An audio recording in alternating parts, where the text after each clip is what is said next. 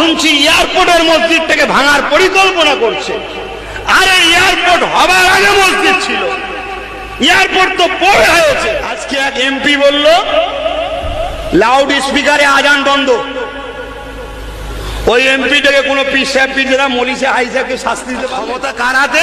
চোরের হাতে, ডাকাতের হাতে, খুনির হাতে, রেপিসের হাতে, তুলাবাজের হাতে। আজ হুজুর চুপ করে আছেন, আমফানের গরিবের মেরেছে তো আমার কি আছে? হুজুর কাল আপনার পালা আসছে। কোন ধর্মগুরুর উপরে আঘাত দেবে না। কেন? ধর্মগুরু হলো কারো না কারো ভালোবাসার মানুষ।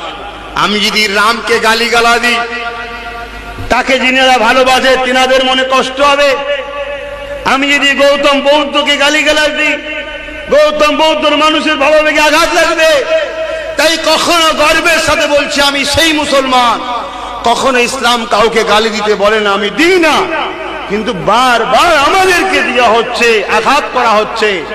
আর চুচুড়ার মসজিদ তালা মেরে দিয়েছিল, মাদ্রাসায় তালা মেরে দিয়েছিল এই টিএমসি সরকার। কলিকাতায় 70টার উপরে মসজিদ বন্ধ পড়ে আছে, যেখানে বলতে দুঃখ লাগছে স্বর পর্যন্ত চড়ছে। তত্ত্ব সহ কথা বলছি কম বেশি। আবার শুনছি